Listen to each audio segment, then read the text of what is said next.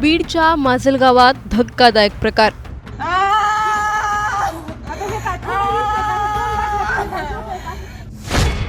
थकीत लाखो रुपये न मिळाल्याने टोकाचं पाऊल। त्याला दवाखान्यामध्ये घेऊन जावं लागेल, त्याला खूप आता 2-2 औषध हे पेलेत ना ते। आमची थकीत रक्कम मिळाली पाहिजे, अन्यथा आमचा माणूस मेला तरी हरकत नाही।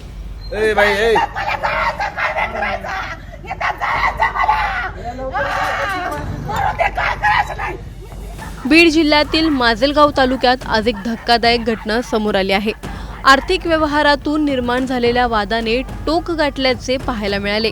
लाखो रुपयांची थकीत रक्कम मिळत नसल्याचा आरोप करत एका व्यक्तीने थेट माजी चेअरमनच्या घरासमोर टोकाचं पाऊल उचललं। या घटनेनंतर परिसरात मोठी खळबळ उडाली असून पोलिसांनी तातडीने हस्तक्षेप करत संबंधित व्यक्तीला उपचारासाठी रुग्णालयात दाखल केलं आहे। नेमकं हे प्रकरण काय आहे सर्व जाणून घेणार आहोत या व्हिडिओमधून। व्हिडिओ शेवटपर्यंत नक्की पहा आणि टाइम्स नाऊ मराठीच्या यूट्यूब, इंस्टाग्राम आणि फेसबुक पेजला फॉलो करायला विसरू नका। क्या बोल रहे मरन दो नहीं ना, पण वो इंसानियत के नाते आपली उधर अपनी इंसानियत उनको दिख रही नहीं ना। अरे यार हाँ तो करन दो, तुम तुम्हारा काम करते रहो, आन दो ये सब फोन लगा क्या? बीड जिल्ह्यातील माजलगाव तालुक्यातील वारोळा गावचे रहिवासी नवनाथ गणपत पवार यांनी आर्थिक व्यवहारातील लाखो रुपयांची थकीत रक्कम परत मिळत नसल्याचा आरोप करत आज सकाळी 9:30 वाजताच्या सुमारास माजलगाव तालुका खरेदी विक्री संघाचे माजी अध्यक्ष दीपक जगन्नाथ जाधव यांच्या स्वामी विवेकानंद नगर येथील निवासस्थानासमोर जीवन संपवण्याचा प्रयत्न केल्याची धक्कादायक घटना घडली।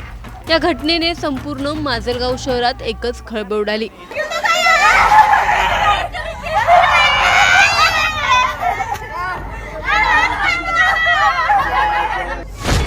मिळालेल्या माहितीनुसार नवनाथ पवार आणि दीपक जाधव यांच्यात अनेक वर्षांपासून मैत्रीचे आणि विश्वासाचे संबंध होते।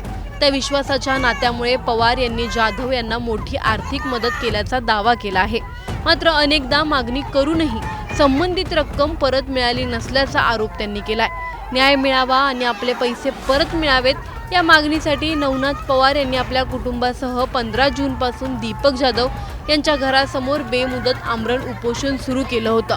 त्यावेळी काही मध्यस्थांनी हस्तक्षेप करून तो वाद तात्पुरता मिटवल्याचे सांगितले जाते। तथापि पवार यांच्या म्हणण्यानुसार त्यानंतरही थकीत रक्कम परत मिळाली नाही। त्यामुळे मानसिक तणाव वाढल्याने त्यांनी आज पुन्हा कुटुंबियांसह संबंधितांच्या घरासमोर जीवन संपविण्याचा प्रयत्न केल्याचा आरोप आहे।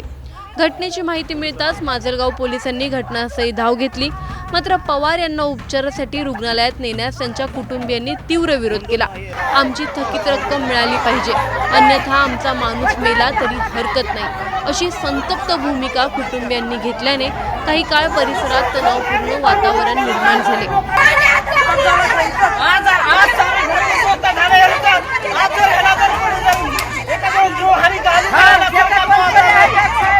सुमारे पाऊण तास गोंधळ सुरू राहिल्यानंतर महिला पोलिसांच्या मदतीने पोलिसांनी नवनाथ पवार यांना ताब्यात घेत बळजबरीने रुग्णवाहिकेतून माजलगाव येथील शासकीय रुग्णालयात उपचारासाठी दाखल केले। सध्या त्यांच्यावर उपचार सुरू असून त्यांच्या प्रकृतीबाबत अधिकृत वैद्यकीय माहिती अद्याप समोर आलेली नाहीये। या संपूर्ण प्रकरणामुळे आर्थिक व्यवहारातील वाद किती गंभीर स्वरूप धारण करू शकतो याची पुन्हा एकदा चर्चा सुरू झाली आहे। दरम्यान या प्रकरणाचा पुढील तपास माजलगाव पोलीस करत असून सर्व संबंधित बाबींची चौकशी सुरू असल्याची माहिती देण्यात येत आहे। नवनाथ पवार यांनी नेमकी किती रक्कम थकीत असल्याचा दावा केला आहे? दीपक जाधव यांची या आरोपांवर नेमकी काय भूमिका आहे? 15 जून पासून सुरू असलेल्या उपोषणादरम्यान नेमका कोणता तोडगा काढण्यात आला होता? आर्थिक व्यवहाराचा कोणताही लेखी पुरावा किंवा करार आहे का? नवनाथ पवार यांची सध्याची प्रकृती कशी आहे? पोलिसांनी या प्रकरणात कोणते गुन्हे दाखल केले आहेत का? या प्रकरणात दोन्ही पक्षांचे जबाब नोंदवण्यात आले का? आर्थिक वादामुळे अशा टोकाच्या घटना का घडतात? या प्रकरणात प्रशासन किंवा स्थानिक लोकप्रतिनिधी मध्यस्थी करणार का? पोलीस तपासातून आणखी कोणते धक्कादायक तपशील समोर येणार? या प्रकरणाचा शेवट समेटात होणार की न्यायालयीन लढाईत? तुम्हाला काय वाटतं? आम्हाला कमेंटमध्ये नक्की कळवा। व्हिडिओ लाईक व शेअर करायला विसरू नका। तसंच अशा नवनवीन अपडेट्ससाठी आणि माहितीपूर्ण व्हिडिओजसाठी टाइम्स नाऊ मराठीला नक्की फॉलो करा.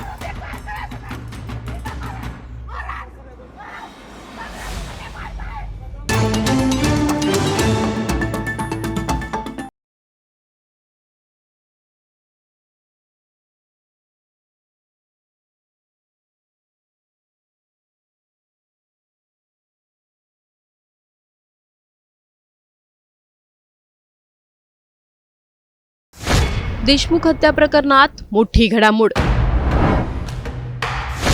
जयराम साठे जामिनावर बाहेर येणार. एकत्रित चार्जशीटवर आरोपी पक्षाचा आक्षेप काय? बीड जिल्ह्याला हादरवून सोडणाऱ्या सरपंच संतोष देशमुख हत्या प्रकरणात आज न्यायालयात महत्त्वपूर्ण सुनावणी पार पडली. आरोपी जयराम साठे याच्या जामीन अर्जावर न्यायालयाने आदेश दिला आहे. तो आदेश नेमका काय? या बहुचर्चित प्रकरणाची पुढील सुनावणी आता 14 जुलै रोजी होणार आहे. याच सुनावणीत चार्जशीट खटल्याची प्रक्रिया आणि पुढील सुनावणीच्या स्वरूपाबाबतही महत्त्वाच्या घडामोडी घडल्या आहेत. त्या नेमक्या काय आहेत? नेमकं हे प्रकरण काय आहे? देशमुखांना न्याय कधी मिळणार? सर्व जाणून घेणार आहोत या व्हिडिओमधून. व्हिडिओ शेवटपर्यंत नक्की पहा आणि टाइम्स नाऊ मराठीच्या यूट्यूब, इंस्टाग्राम आणि फेसबुक पेजला फॉलो करायला विसरू नका.